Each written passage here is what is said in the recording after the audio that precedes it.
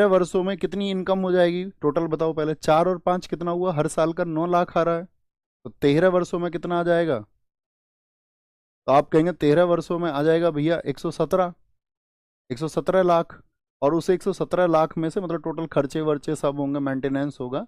और उसमें कहा कि तुम्हें कुछ नहीं करना है मुगलों को, तुमको मिलेंगे 40 लाख वार्षिक।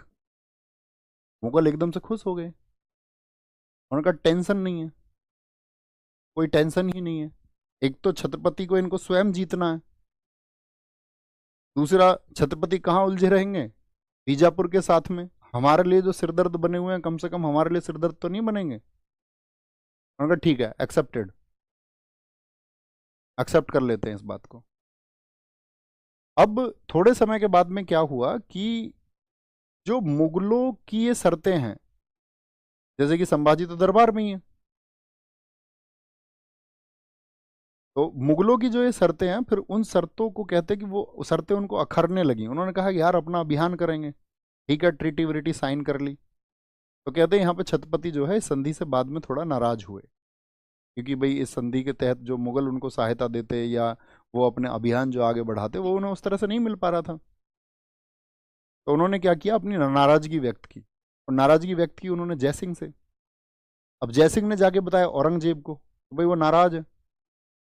औरंगजेब समझ गया ये व्यक्ति विद्रोह करने में, अब मुगलों का ये विद्रोह करेंगे, और कहा बुलाओ आगरा, मीटिंग करवाओ।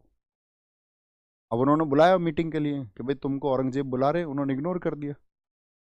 तो खुद औरंगजेब ने पत्र लिखवाया। औरंगजेब ने 1 लाख तो रुपए भेजे पेशगी के तौर पर, शाही वस्त्र भेजे, बाकी आपका उपहार भेजे, और ये कहा कि औरंगजेब की दिली तमन्ना है तुम सब। औरंगजेब क्या करना चाहता था कि भाई इनको बुलाओ पहले तुम। तो औरंगजेब उस समय बैठता था आगरा में। अब आगरा में छत्रपति शिवाजी महाराज गए अपने 4,000 घुड़सवारों के साथ में। जयसिंह ने उनको प्रॉमिस भी किया कि जयसिंह के लड़के का नाम था राम सिंह। तो जयसिंह ने प्रॉमिस किया कि राम सिंह तुम्हारी सुरक्षा का वादा देता है, राम सिंह तुम्हारी सुरक्षा के लिए सारे काम करेगा, आप निश्चिंत होके जाइए। अब औरंगजेब के सामने पेश हुए जब, कहते हैं पहले तो जब तुरंत पहुंचे 3 दिन तक तो औरंगजेब मिला नहीं। कहा कि औरंगजेब व्यस्त बिजी है। और वो समझ गए शिवाजी की इसकी जो चाल है ये। तीसरा दिन पहुंचे भी तो वो बैठता था ऊंचे पे आपका, मयूर सिंहासन ऊंचा होता था, इतना ऊंचा, 9 फीट ऊपर बैठा रहता था वो। जितने लोग हैं वो नीचे खड़े रहते थे, ऐसे नीचे को देख के बात करता था। शिवाजी जब गए तो उन्होंने भी नजराना पेश किया, वो भी गिफ्ट विफ्ट लेके गए, जैसे पहले मीटिंग्स होती थी उस तरह से ही वो भी गए। अब जब अंदर गए तो वो बैठा हुआ ऊपर ऊंचे तख्त पर।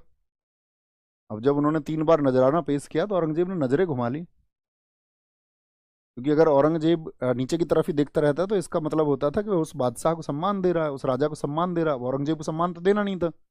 औरंगजेब ने कहा इनको एक काम करो, तीसरी लाइन में लेके जाओ। छत्रपति शिवाजी महाराज समझे नहीं तीसरी लाइन में क्यों। तुम कहते हो ना सब लोग कि 15 अगस्त पे प्रोग्राम था, राहुल गांधी को फ्रंट वाली सीट नहीं दी गई, चौथी लाइन में बैठा रखा है। तो इसका मतलब क्या होता है, शुरुआती जो पंक्ति है उसको माना जाता है सम्माननीय, डिजर्विंग पर्सन्स को। तो उन्होंने वहां पूछा भाई मुझको यहाँ तीसरी लाइन में क्यों। तो उन्होंने कहा जी यहाँ पे 5,000 मनसब खड़े हुए। बोले 5,000 के मनसब तो हमारा नौकर है, महाराष्ट्र में हम 5,000 के मनसबों के साथ खड़े होंगे। ये सम्मान दिया तुमने हमें यहाँ बुला करके, और कहकर दरबार से निकल गए।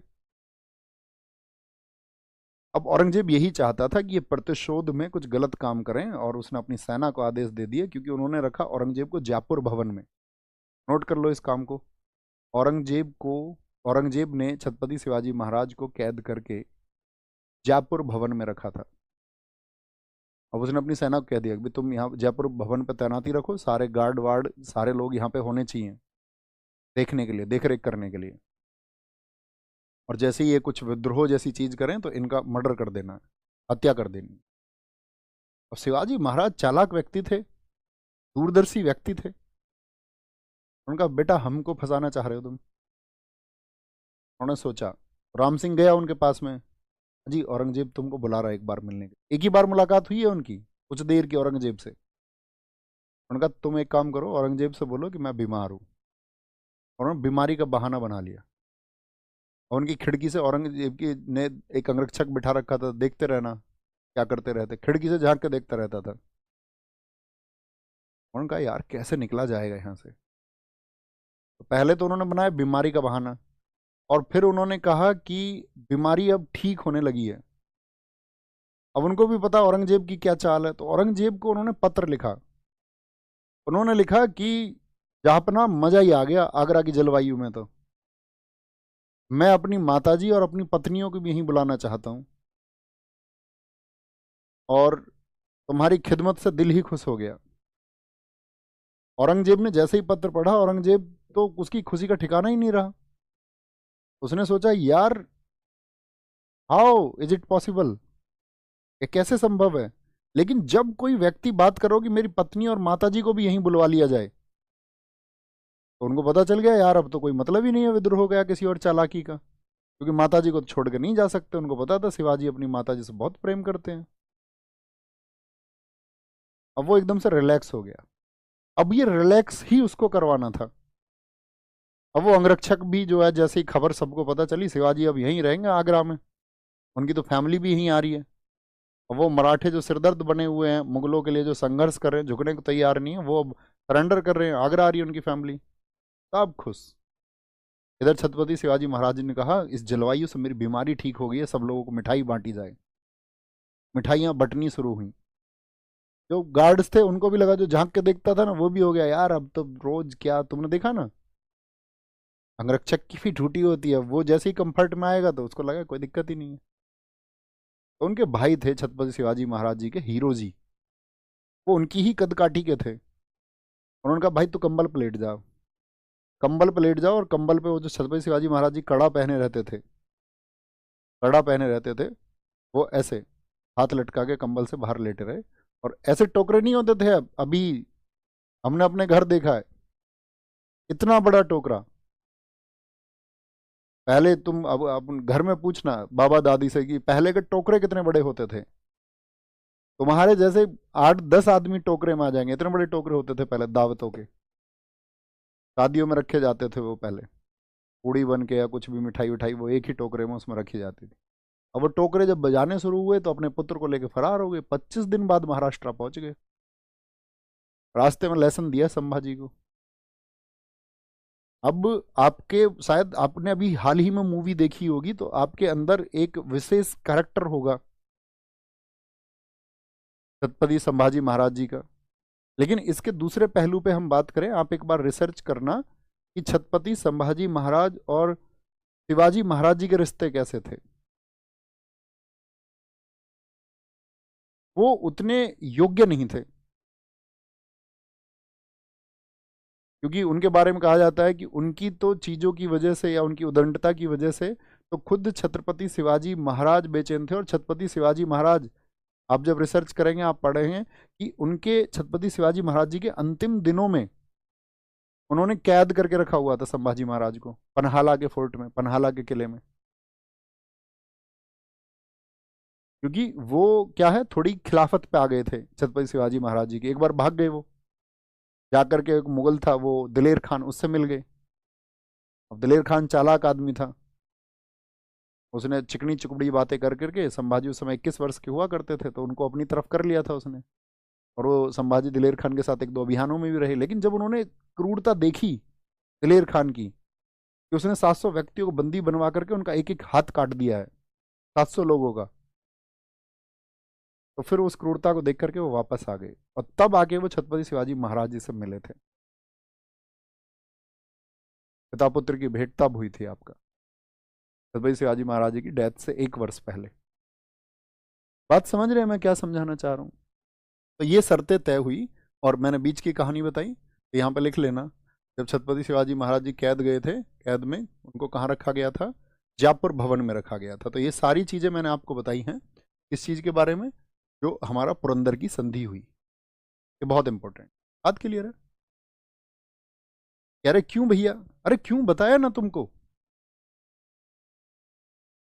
क्यों ही तो मैंने तुमको अभी बताया। सबका अपना स्वभाव है। कभी कभी क्या होता है कि अच्छे राजा के पुत्र अगर, मतलब आप एक बात सोचिए, कोई अच्छे राजा हैं और उनके पुत्र हैं, तो हम ये माने क्या कि वो हमेशा अच्छे राजा ही होंगे? आप कहेंगे नहीं। अभी हम मुगल विरोध की बात नहीं कर रहे हैं। संभाजी महाराज मुगलों से लड़े उतनी वीरता से जब वो गद्दी पे बैठे 1680 में। अभी हम बात कर रहे हैं उनके पारिवारिक और निजी संबंधों की, जो बहुत प्रगाढ़ नहीं थे, बहुत अच्छे नहीं थे। और उसका कारण क्या था? संभाजी महाराज जी का व्यवहार जो था वो थोड़ा, मतलब वो जिद्दी किस्म के थे और आदेशों को नहीं मानते थे। और उनको लगता था कि यार ऐसे तो बात नहीं बनेगी, सब लोग एक साथ रहेंगे तभी तो बात बनेगी। कॉमन सी बात है ये तो। ओके, संभाजी महाराज आगे आएंगे। 1670 तो छत्रपति शिवाजी महाराज भागे, यहाँ से आगे वापस वापस आ गए। तो क्या किया? आते ही तुरंत सिंहगढ़ पर अटैक किया था इन्होंने, थोड़े समय बाद ही योजना बना करके। 1670 में पुनः, पुनः का मतलब है फिर से, सिंहगढ़ पर पहले भी कर चुके थे, हाँ या ना? लेकिन सिंहगढ़ इनके हाथों से निकल गया था। पुनः सिंहगढ़ और सूरत की, भैया पैसा चाहिए वापस लड़ाई रखने के लिए, सूरत पर आक्रमण किया, फिर से आक्रमण किया। इससे पहले सूरत पर किस वर्ष आक्रमण किया था? Attack on Sinhagad, attack on Sinhagad and Surat in 1670 again, again दोबारा, ठीक है। और यही सिंहगढ़ का नाम इन्होंने बदला। सिंहगढ़ का जो नाम बदला, मतलब सिंहगढ़ नाम जो दिया गया इसको, जब प्रचलित हुआ है तो सिंहगढ़ हुआ। सिंहगढ़ कोई मतलब नाम बदलने से मतलब, मैं कहना चाह रहा हूँ इस किले का पहले एक नाम हुआ करता था। आपने एक मूवी देखी होगी तानाजी, जिन्हें देखी हो वो कैरेक्टर जानते हैं? थम्स अप करना, थम्स अप करें। आप कहेंगे हाँ जी भैया। जो तानाजी मालसुरे थे वो यहीं पे उनको चार्ज मिला हुआ था। सुना है ना कैरेक्टर तानाजी मालसुरे का? सूर्या जी मालसुरे उनके भाई थे। तो छत्रपति के बहुत विश्वसनीय लोगों में से एक थे जिनको चार्ज मिला हुआ था, कहां पर? आपका कोंडाणा में। और कोंडाणा इसी सिंहगढ़ का नाम है। क्लियर है बात? लिख लेना इसका पुराना नाम, सिंहगढ़ का जो ओल्ड नेम है, पुराना नाम इसको क्या बोलते हैं? कोंडाणा। पुराना नाम है कोंडाणा। और यहीं लिख लो आपका नाम। कौन थे यहाँ पर? तानाजी, तानाजी मालसुरे सरदार थे ये छत्रपति शिवाजी महाराज जी के समय पर, एक विश्वसनीय। अगली बात, 1674 में राज्याभिषेक हुआ। अब इनको जो शक्तियां जुटानी थीं, जो इनका विजन था, मराठा सरदारों को इन्होंने इकट्ठा किया और ये कहा कि भाई एक विजन के तहत हम जुड़ रहे हैं। कोरोनेशन इन, कोरोनेशन इन 1674। और वो एक विजन क्या है? स्वराज, स्वराज। और यहीं पे इन्होंने उपाधियां धारण की। भगवा वस्त्र में इन्होंने खुद को कहा कि मैं गौ ब्राह्मण प्रतिपालक हूं, यानी कि गायों की, जो काउज है, गाय, जो ब्राह्मण है उनकी रक्षा। अपने आप को इन्होंने कहा हिंदू धर्म पुनरुद्धारक, जिसको कहा गया हैंदव, हैंदव की उपाधि। और एक छत्र के तहत, यानी कि छत्रपति। और जब ये राज्याभिषेक की बात इनकी हुई आपका, तो उस समय पे कहते 50,000 लोगों ने इनके राज्याभिषेक में भाग लिया। इनकी माता जीजाबाई बैठी हुई थी। एक ब्रिटिश राजकुमार भी आया था यहाँ पर, ऑक्सडेन। क्या बोलेंगे? 1674 में राज्याभिषेक हुआ, नोट कर लेना यहाँ पर। हेनरी ऑक्सेंडेन ने भी भाग लिया था, ब्रिटिश है। हेनरी ऑक्सेंडेन, हेनरी ऑक्सेंडेन ने भाग लिया। यही एकमात्र ब्रिटिश व्यक्ति था यहाँ पे। ब्रिटिश व्यक्ति का क्या मतलब है भैया? ब्रिटिश व्यक्तियों का मतलब ये है, थोड़ा समझिए, बड़े ध्यान से विवेक से सुनना, कि छत्रपति शिवाजी महाराज चाहते थे जो जंजीरा का किला था उस पर कब्जा करना। अब जो जंजीरा का किला है उस पर कंट्रोल करते थे आपके सिद्दी, वहां पे शासक हुआ करता था फतेह के सिद्दी। हालांकि छत्रपति उतने उस अभियान में कभी सफल नहीं हुए, लेकिन उस अभियान के लिए उन्होंने अंग्रेजों से मदद मांगी थी।